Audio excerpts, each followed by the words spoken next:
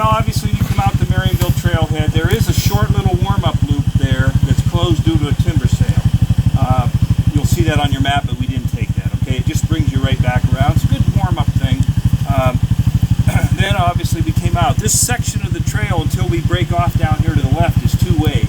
We noticed on the map when we have that reprinted, we got to make that a little clearer. It's only showing one arrow the way we came, but it technically is two ways. So someone doesn't have to ride all the way back around. They could take the shortcut back to the trailhead, okay? Obviously, you see what's happening there. We've known about this problem. That's why we got some stone stockpiled. That's high on our priorities that Rob and Joe have identified as getting fixed, and Rob mentioned that at our talk. Joe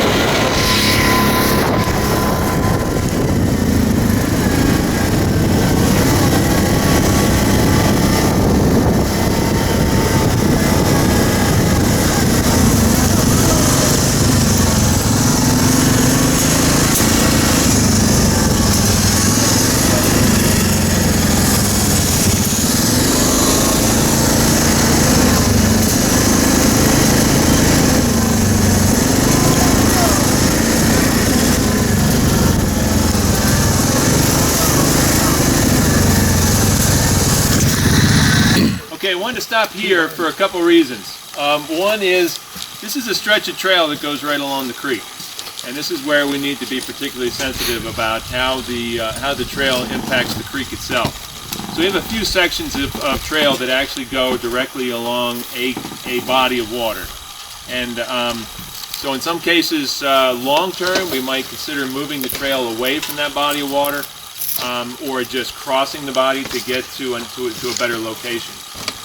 We have a constricting feature here, and that's the bridge. These bridges cost anywhere from $80,000 to $100,000 to basically replace. This one we call the Core 10 bridge, which is after the style of metal which is used. It was a prefab bridge that was put into place. We put a limit of 60 inches on the wheel width of the ATVs that utilize our trail system. We know that in some places a little bit bigger vehicle can actually navigate the trail system. That represents a place where something larger is really is not going to be able to come across. And occasionally we have folks who try to run the trail system. We once had somebody on here with a 72-inch wheelbase because they use tracks. And so they swore they could navigate the whole trail system, but I don't know how. So part of what we're looking at in reconstructing the trail system is, what is the operational vehicle? What's the design vehicle, which is the maximum size vehicle for us to operate on that stretch of trail? Or what's the primary vehicle, which would be the difference between the bike trail and the ATV trail? If the primary vehicle is an off-highway motorcycle and maybe a straddle ATV, we may not go wider than 50 inches. But if the design vehicle is a 64-inch wide wheelbase or a 65-inch 66-inch wide wheelbase, then that's what we would try and design all of our constricting features for. The trouble we have right now is the industry is building machines that we never intended this trail to accommodate, and so I'm not sure, how that operates. The industry builds something. Are we all supposed to change for it? So, we can design a trail system that meets the needs of most of the users of the forest, most of the ATV users of the forest. We want it to be family friendly. We want it to have degrees of difficulty so everybody has an opportunity to ride on some stretch of trail. We want it to be environmentally appropriate so it's not impacting other resources. And we want it to be safe. So all of those features need to come into play. And if the industry designs something new that doesn't fit, then we're not going to let it on the trail system. That's pretty much how we have to operate. You'll notice though we do have some tread here. We want to talk about this. So this is called a geocell. This is hard plastic. and we filled the hard plastic. The idea here was to try and keep the trail surface next to the creek. It's filled with limestone, filled with DSA, and we have it alongside the creek. And the intent here was to keep the trail system on the trail and not allow it to kind of erode off the trail and into the creek. We have a number of culverts along the way, and we've had marginal success with it. Actually, it looks pretty good. Our trail has stayed intact. We have all of our DSA intact, but we actually had more DSA on here. DSA is called Driving Surface Aggregate. It's a limestone base. It's very fine. It compacts into a very nice hard-packed surface.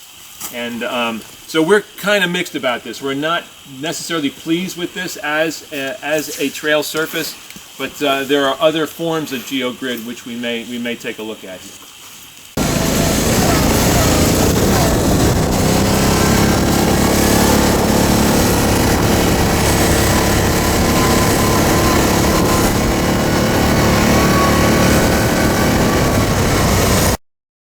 Camping is allowed, as you can see, on a busy weekend, especially in July, August. You might see half a dozen camps set up in here. And we, for years, would put a porta potty in here, but every year the porta potty would get destroyed, and so the company got tired of providing it. We got tired of paying for it. We quit putting it in here. And we do have folks who go outside the pit. We try to restrict that, to keep them in the pit area and get them onto the trail. There's a loop that they can do here in addition to just getting on the trail and going. And we do occasionally find illegal trails between here and the camps up at Four Corners. So anywhere there's a group of camps is usually where we find some illegal trails. And folks kind of resist the idea of trailering up and going to a trailhead. They all want to go from their backyard. So that's one of our challenges.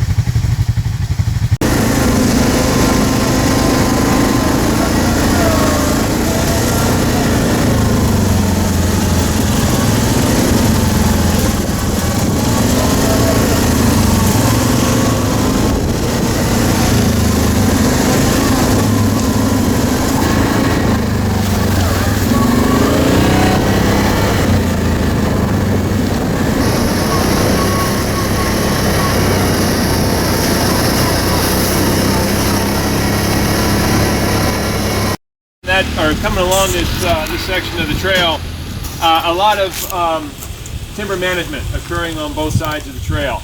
And remember that in often cases we're not going to utilize the trail to access those stands or to skid trees to get to a landing. We're going to have a vehicle access. That last stretch of trail we came on is actually a road as well. So we have accessed several timber stands over that particular road. You'll also see a lot of detritus from past oil and gas activities. You really don't see a lot of active oil and gas until we get onto the Timberline Trail section as well.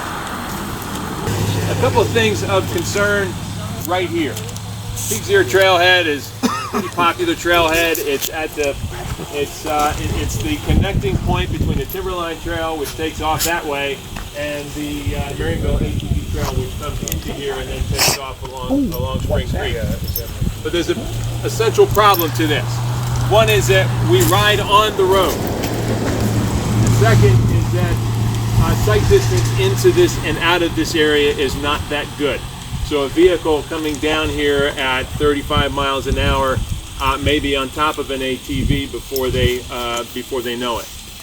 But more importantly, this is one of the primary access routes that Seneca Resources intends to use to get to their Marcellus Shale developments.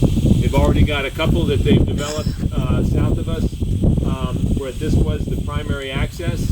One of the ways that we addressed that was to stop vehicles as they came off of Highway 66, and then have a Seneca Resources lead vehicle bring those vehicles down and through.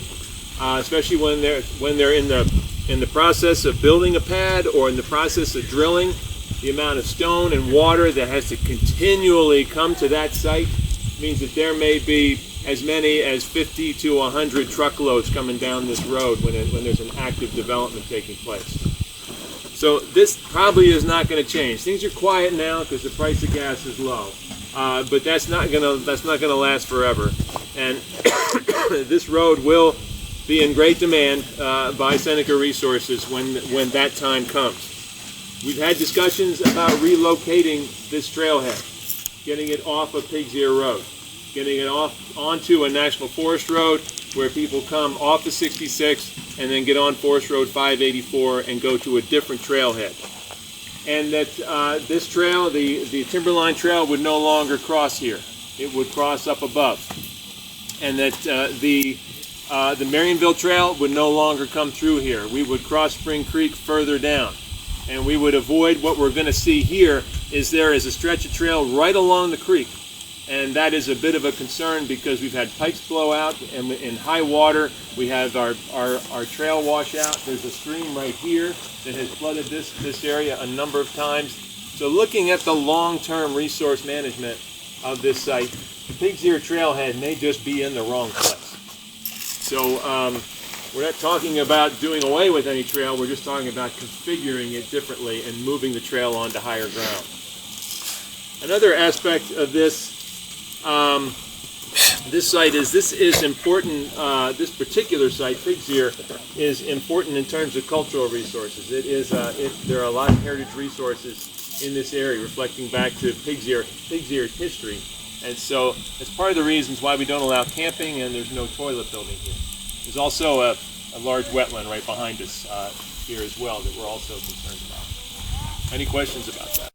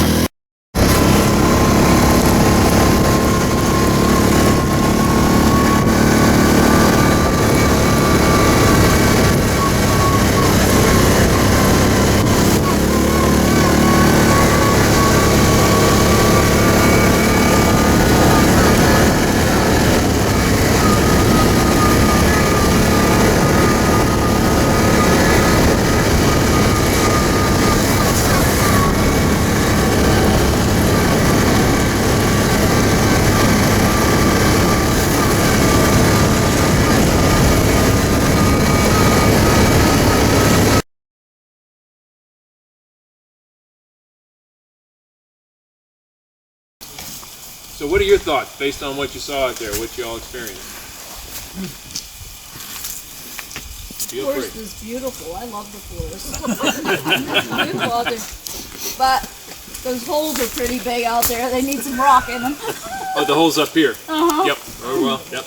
Those of you who came from Timberline may not have gotten a chance to see. I think many of you did ride over to take a look. But yeah, after October 15th, after our Columbus Day ride, we will get to work on fixing that and 3 other sections of trail.